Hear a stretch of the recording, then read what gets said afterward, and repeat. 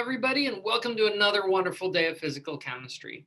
So today we're going to continue our conversation on vibrational spectroscopy by bringing up a new type of potential we can use to describe vibrational motion. So last time we were talking about the harmonic oscillator, and the harmonic oscillator is essentially designed to be a good way of talking about vibrational motion near the bottom of the potential well. However, it makes a number of severe approximations. Most notably, it assumes that the restoring force for a vibration is equivalent in both directions. Whereas in truth, especially as we get to higher vibrational states, we have a lot of asymmetry in our vibrational well, which means we've got a lot of enharmonicity in our restoring force. So enharmonicity is essentially a way of saying that it's unbalanced. So a way to think about it is I've got a little bit more lax in a real vibrational system. I've got a little bit more laxness as I go to shorter distances until I reach essentially a sheer harsh wall, at which point I have a very strong restoring force pushing me away. And on the other end, I have essentially I essentially have a nice kind of long sloping potential, which means I have a much lighter restoring force when I go to larger distances. So essentially, I hit a harsh wall when I close into my neighboring molecule, and then I hit essentially a soft wall when I vibrate out.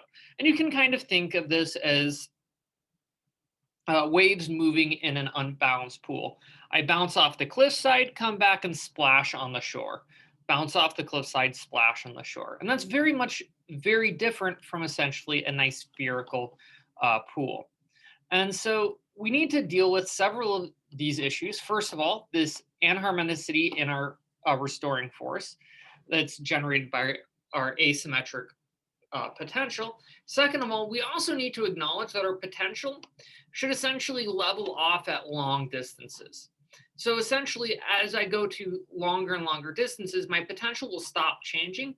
And this is really what's going to allow molecular disassociation. We also want a potential that also has that sheer cliff face when we're bringing our molecules closer together.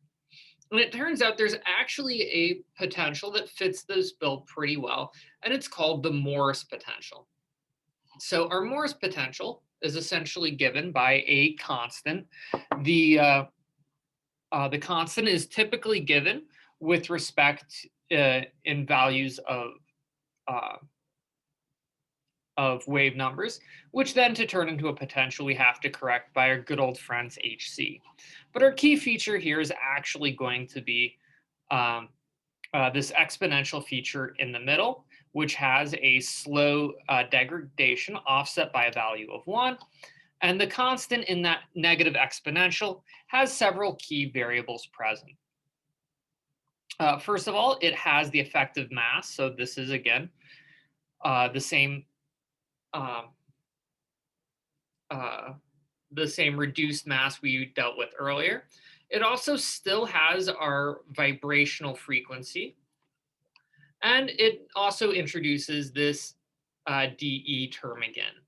Now, what this dE term essentially is going to be telling us a lot about is the depth of our potential well.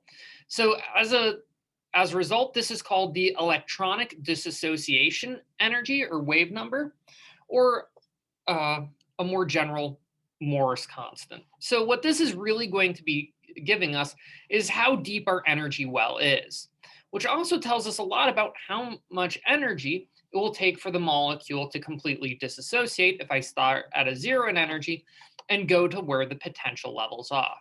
So this actually has not just some equational meaning, but also some real meaning as well. And it's often a good indicator of bond stability. The other key feature I want to kind of emphasize here is the general shape of the equation. So we start off by having a square of the equation just to make sure that we always have a positive potential value. Then let's go ahead and look at this inner exponential. So if I have negative distances, which means that my two molecules are closing together, what we're going to see is that this would then give me a positive value in the exponential. So this value will increase drastically. And 1 minus this value, I'm going to have a very negative number, becomes very positive, and thus I have a well that quickly becomes infinite as that x value essentially increases. However, let's go ahead and take a look at what happens when x gets fairly large, so very positive.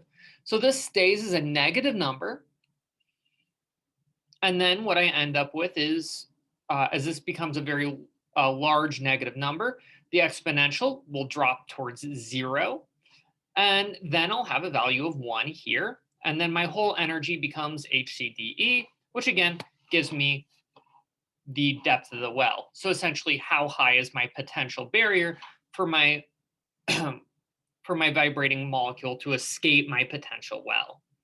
However, one of the things that's important to note is that, well, DE is a measure of bond stability. It isn't actually the bond dissociation energy. And the reason why is because our molecule will never be present at the bottom of the well. Because remember, our system is always vibrating, which means we always have a ground state energy that we need to acknowledge. So in practice, what we can do is get our bond dissociation energy, which can be given by the 0 point frequency. So this is going to be the frequency of light required for our molecule to disassociate from the ground state. And this can essentially be given by taking the sum of our electronic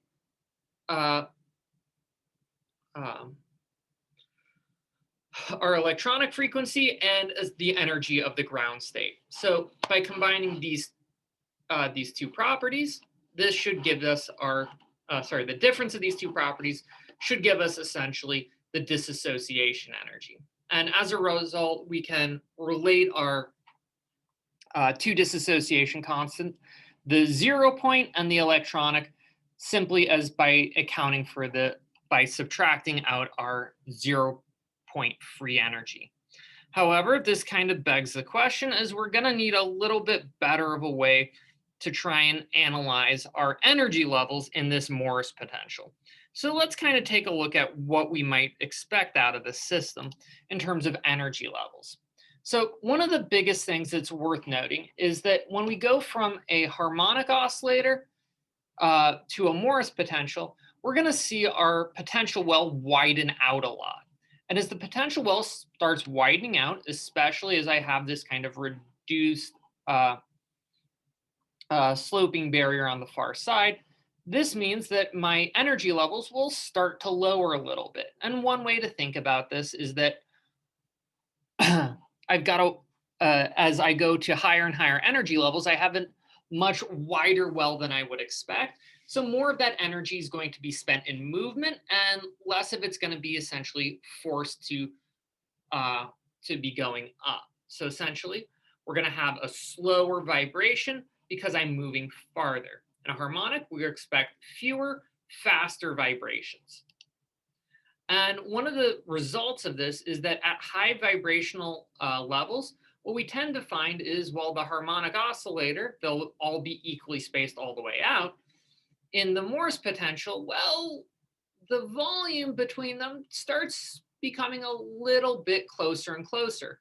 So we're going to tend to see it in our Morse potentials that these energy levels become very tightly packed as we get to fairly high vibrational levels. By the time you get to, say, an N of 6 or 7, they're practically all on top of each other as they've essentially spread out as